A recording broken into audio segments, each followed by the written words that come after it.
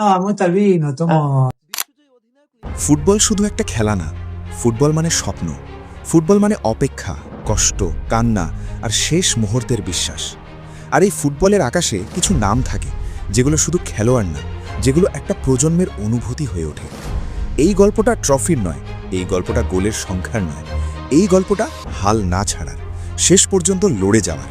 চলো এমন একজন মানুষের গল্প শুনি যে হারতে হারতে জিততে শিখেছিল, আর জিততে জিততে বুঝেছিল তার আর কিচ্ছু পাওয়ার নেই, শুধু শান্তি। একটা পডকাস্টে লিওনেল মেসিকে একটা খুব সাধারণ কিন্তু গভীর প্রশ্ন করা হয়েছিল, আপনার কি জীবনে আর কোনো অপূর্ণ স্বপ্ন বাকি আছে? মেসির উত্তরটা ছিল একদম সোজা, একদম নির্ভর।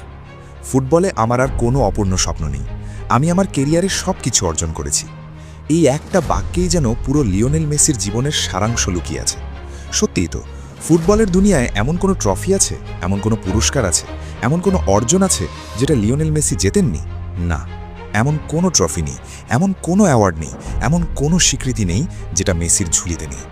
কিন্তু এই পরিপূর্ণতার পথটা একদম সহজ ছিল না, এই পথটা ছিল কাঁটায় ভরা। এই গল্পের সবচেয়ে কষ্টের অধ্যায়টা ছিল 2014 সাল, 2014 বিশ্বকাপ ফাইনাল, জার্মানির বিপক্ষে ম্যাচ। পুরো আর্জেন্টিনা তাকিয়েছিল একজন মানুষের দিকে, লিওনেল মেসি। 90 মিনিট পেরিয়ে গেছে, এক্সট্রা টাইম, আর তারপর গোল।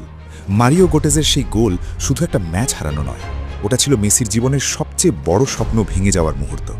বিশ্বকাপটা চোখের সামনে ছিল, হাত বাড়ালেই ধরা যেত, কিন্তু শেষ পর্যন্ত সেটা হারিয়ে গেল। সেদিন মেসির চোখে জল ছিল, সেই ছবি আজও মানুষ ভুলতে পারে না। চুপচাপ ট্রফিটার দিকে তাকিয়ে থাকা এক পরাজিত লিওনেল মেসি। 2014 পর শুরু হলো আরেক লড়াই। এই লড়াইটা মাঠের ভেতরের না, এই লড়াইটা ছিল মানুষের মুখের সঙ্গে। মেসি বড় ম্যাচে কিছু করতে পারে না, ক্লাবের জন্য ভালো, দেশের জন্য না। মেসি আর্জেন্টিনার বোঝা। বছরের পর বছর ধরে একটার পর একটা ট্রল, একটার পর একটা অপমান, 2টি কোপা আমেরিকা ফাইনাল হার, পেনাল্টি মিস, এমনকি একসময় জাতীয় দল থেকে অবসর নেওয়ার ঘোষণাও। কিন্তু মেসি সব সহ্য করেছে, চুপচাপ, নীরবে, কারণ সে জানত স্বপ্ন ছাড়লে স্বপ্ন কোনোদিন পূরণ হয় না। সময় বদলাতে শুরু করল। 2021 অবশেষে এলো সেই কাঙ্ক্ষিত মুহূর্ত, কোপা আমেরিকা। এই এক ট্রফি ছিল মেসির সবচেয়ে বড় চাওয়া। পডকাস্টে মেসি নিজেই বলেছেন, আমি কখনো ভাবিনি আমি বিশ্বকাপ জিতব, আমি শুধু চেয়েছিলাম একটা জাতীয় ট্রফি, কোপা আমেরিকা। আর সেই কোপা আমেরিকা জয়ের পর যেন সব কিছু খুলে গেল। তারপর এলো 2022 বিশ্বকাপ, কাতার। এই বিশ্বকাপটা শুধু একটা ট্রফি না, এটা ছিল মেসির জীবনের সব কষ্টের জবাব। মেসি খুব স্পষ্ট করে বলেছেন, এই সব অর্জনের পেছনে সে একা না, সবচেয়ে বেশি সাহস তাকে দিয়েছে আনহেল দি মারিয়া। গুরুত্বপূর্ণ ম্যাচে, গুরুত্বপূর্ণ মুহূর্তে দি মারিয়া সবসময় এগিয়ে এসেছে। রদ্রিগো দি পল, যাকে মেসি বলে আমার বডিগার্ড, মাঠে মেসির জন্য যুদ্ধ করেছে। আর তারপর এমিলিয়ানো এমি মার্টিনেজ। মেসির মতে এই ট্রফিগুলোর পেছনে সবচেয়ে বড় হাত ছিল এমির। পেনাল্টি সেভ, মানসিক শক্তি, ভয়হীনতা, সব মিলিয়ে এমি ছিল আর্জেন্টিনার ঢাল। মেসি বারবার একটা কথাই বলেছেন, এই দলের কেমিস্ট্রি অসাধারণ।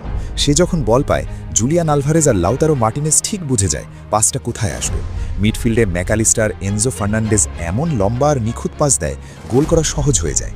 এই কারণে ম্যাচে আলাদা করে কষ্ট করতে হয় না, সবাই সবাইকে বোঝে, সবাই একে অপরের জন্য খেলে। পডকাস্টে মেসি একটা দারুণ কথা বলেছে, কিছু সময় এমন ছিল আমি বুঝতেই পারতাম না আমি আর্জেন্টিনার হয়ে খেলছি না বার্সেলোনার। এই কথাটাই বলে দেয় এই আর্জেন্টিনা দলটা কতটা পরিবার হয়ে উঠেছিল। সবশেষে মেসির কণ্ঠে এক ধরনের শান্তি ছিল, এক ধরনের পরিপূর্ণতা। সে বলেছে, আমার সময় প্রায় শেষ, এখন আমি বিশ্রাম নিতে চাই, আমার সব স্বপ্ন পূরণ হয়েছে। এই কথাগুলো শুনে একটা প্রশ্ন স্বাভাবিকভাবেই উঠে আসে, বিশ্বকাপ 2026 কি মেসির শেষ বিশ্বকাপ? মেসি সরাসরি কিছু বলেনি, কিন্তু তার কথার ভেতরে লুকিয়ে আছে বিদায়ের সুর।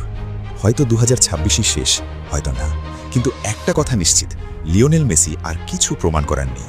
সে এসেছে, সে লড়েছে, সে হেরেছে, সে আবার উঠেছে, আর শেষ পর্যন্ত সে সব কিছু জিতেছে। এটাই লিওনেল মেসি, এটাই এক পরিপূর্ণ ফুটবল জীবনের গল্প।